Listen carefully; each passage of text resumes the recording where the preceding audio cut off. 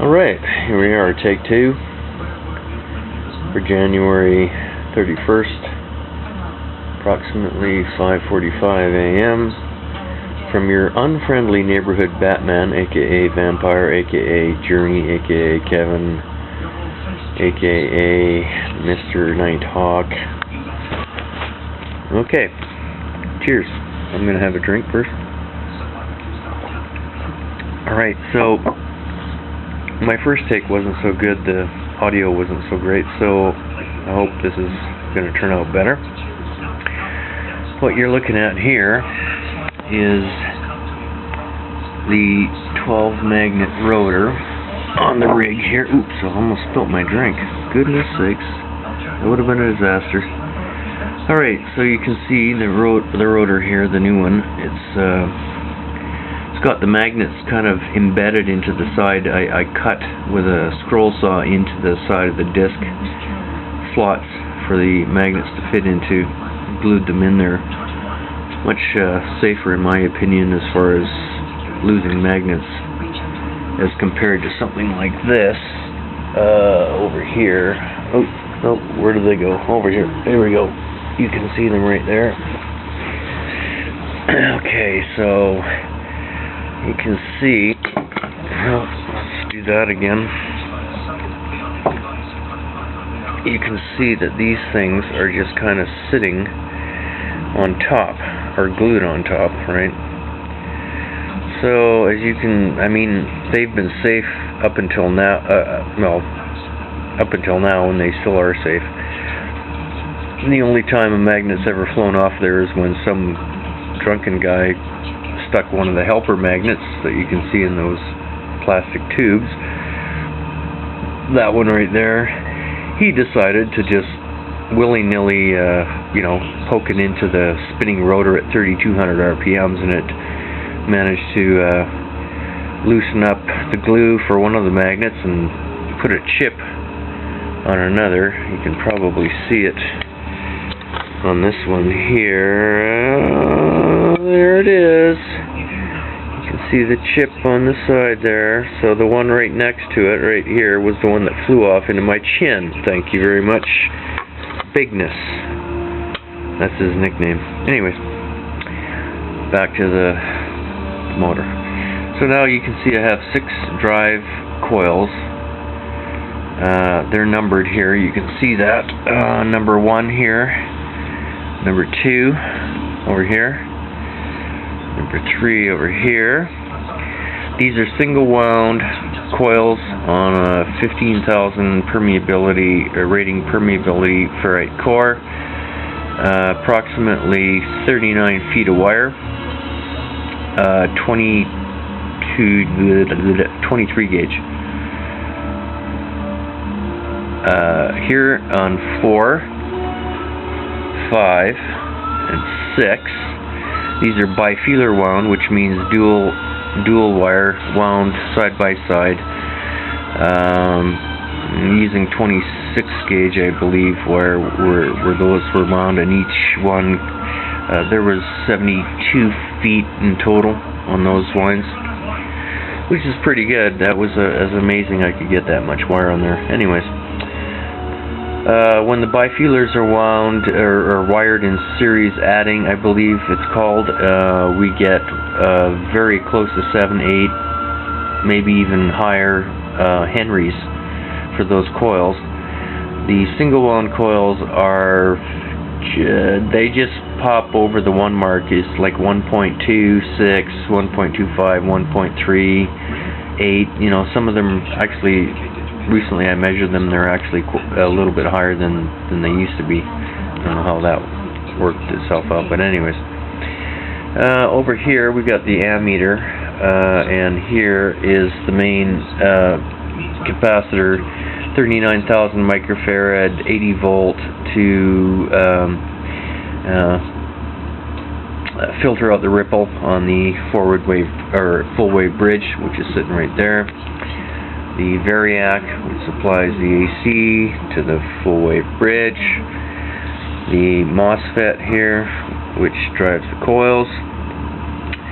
And right in front of that, if you can see, to maybe zoom into that, you can see the little 2N222 that drives the MOSFET,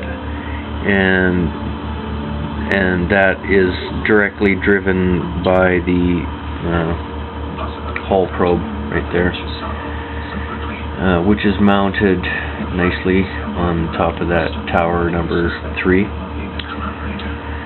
And the helper magnets, you can see two are still in plumbing tees here. This one here, these are thicker magnets. These are 1-inch diameter. These are 3/4, I believe.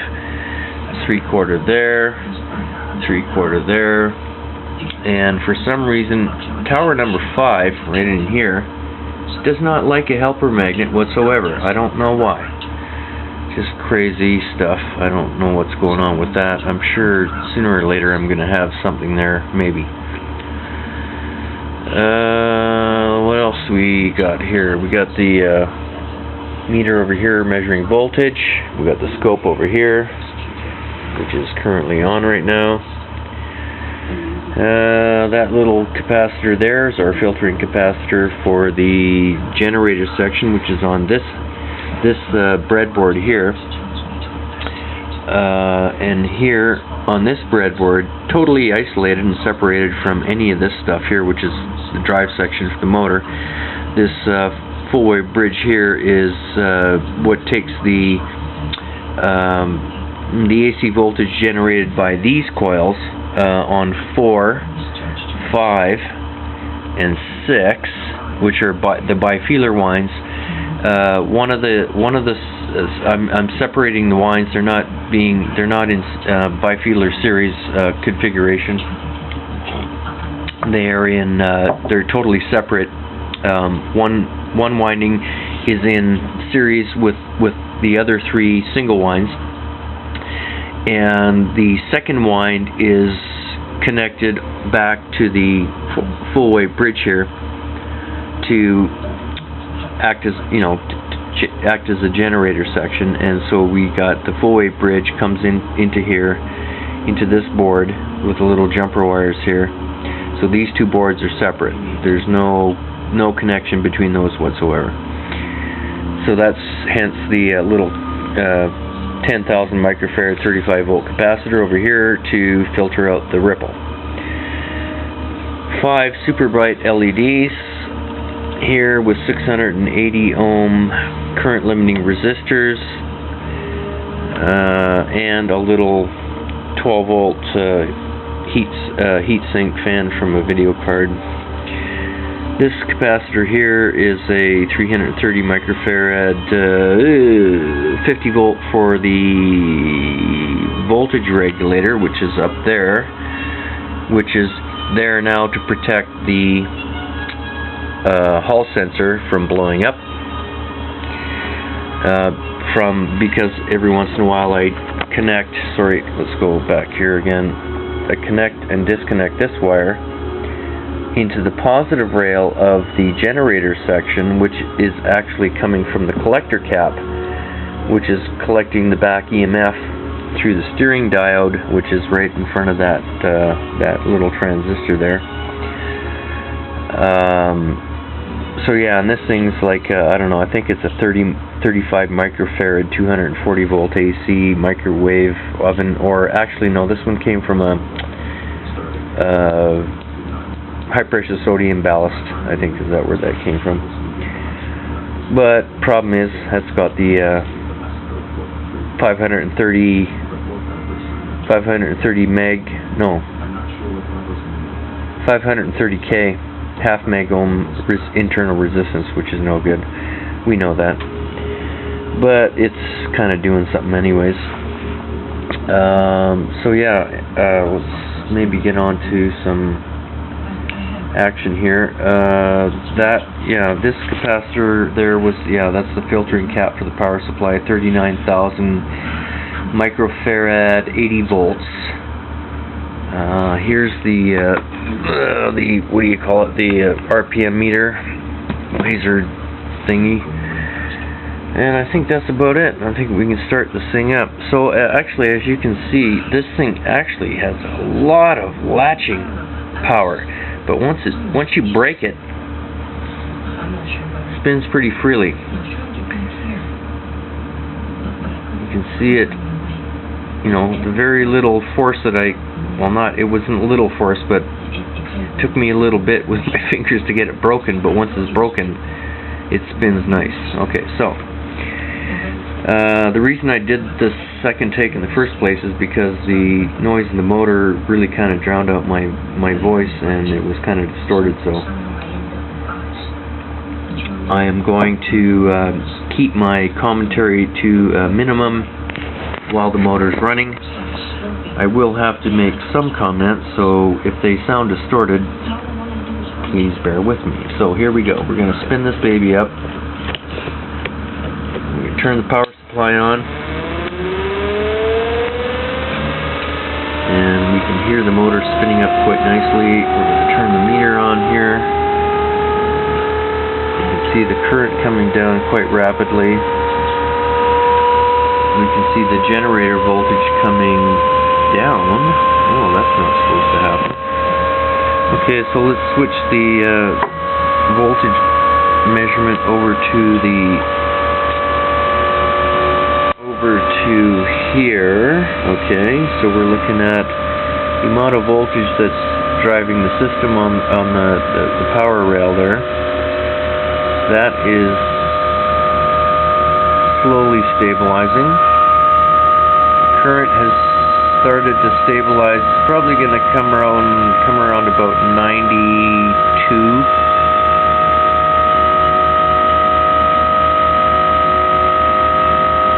I'll have to let her run for a bit here. I'm going to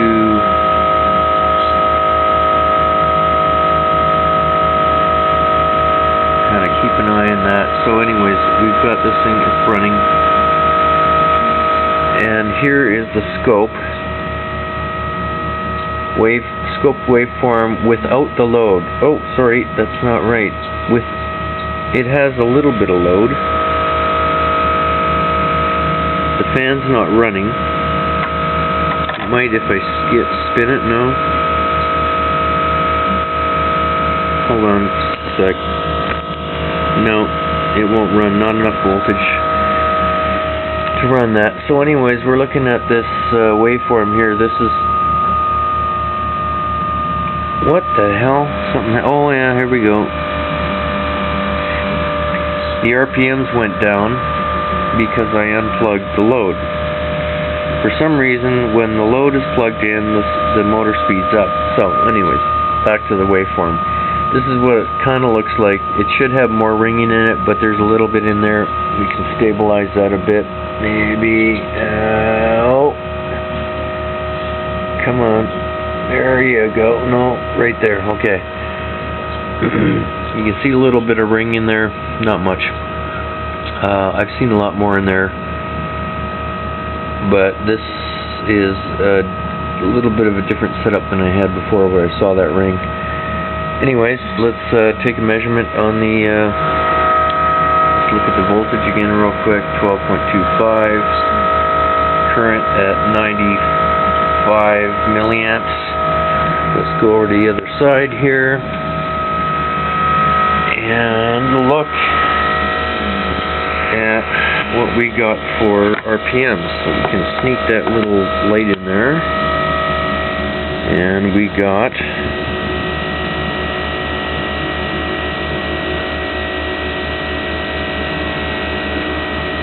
it looks like it's saying 3184. It doesn't sound like it though. Come on.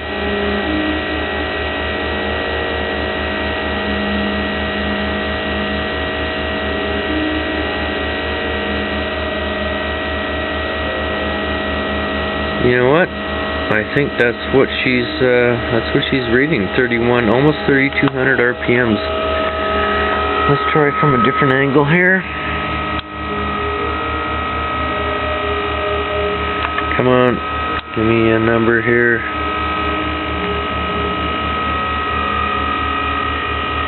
saying 3176 again, so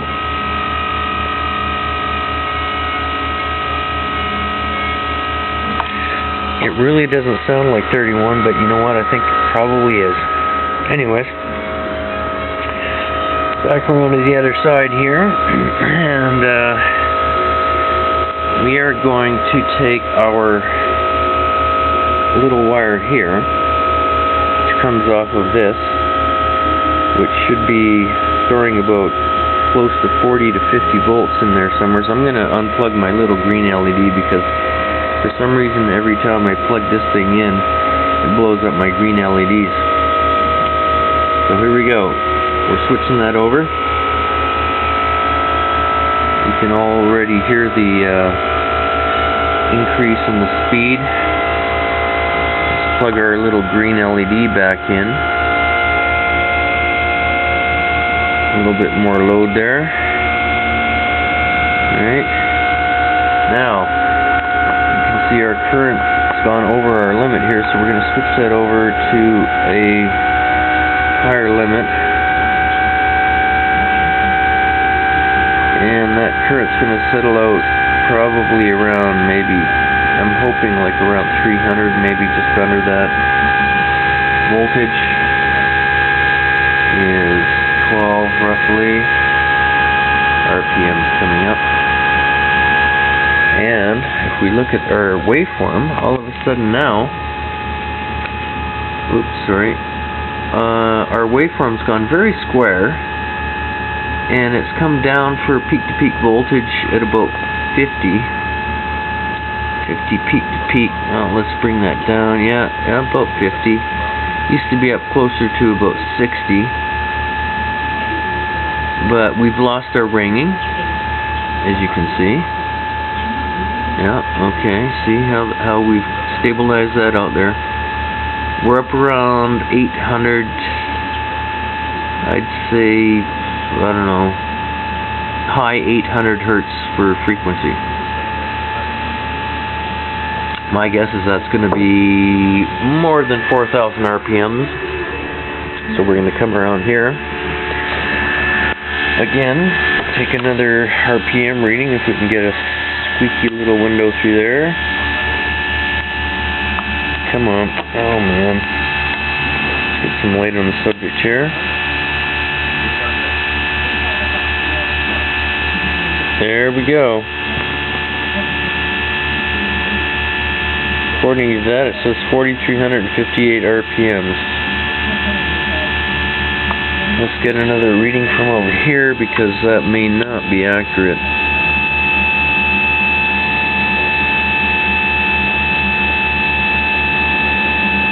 Nope, she's accurate. 4,360. It's come up somewhat. That is fast. That's the fastest it's been for a while. Let's see what we got going here. We got 12 volts on the rail driving the motor. Somewhere between 350 and 360 milliamps drawing current. Oh, that just started up for some reason. I guess probably because it was a bad connection. Maybe, I don't know. No, the lights were on. Okay, so let's see how much voltage we got on the Jenny section here. And take that off of there and put that over there. So, Jenny says 15.76 volts. And we're running probably a little over 30 milliamps of load here. Load on with the fan and the LEDs. So we're not doing too good. I've had it working better before. Let's look at the waveform again. Is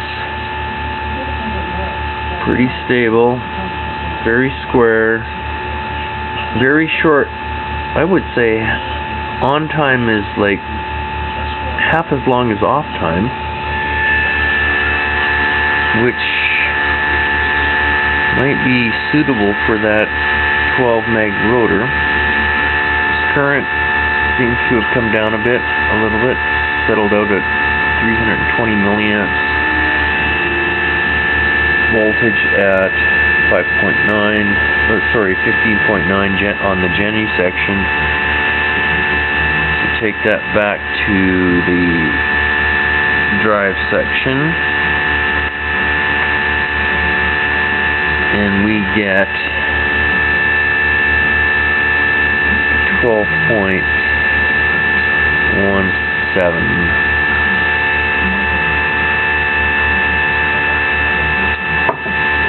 So, I think that should be about it, for now. We can unplug the collector cap wire.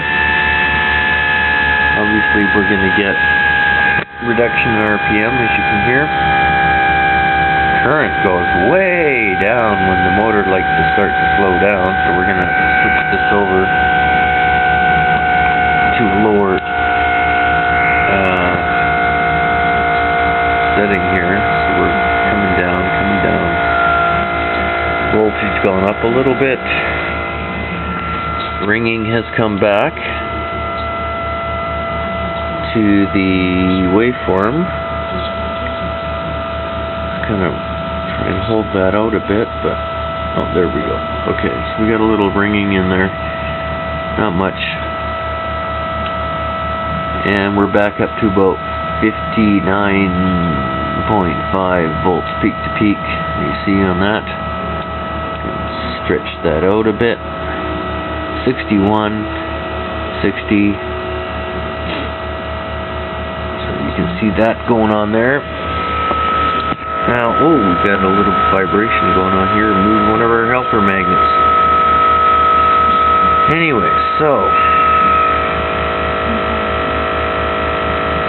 I think that's about it. We're running out of time. This is going long. I don't know if I can upload it onto YouTube. So I'm going to do a selfie. Here it comes.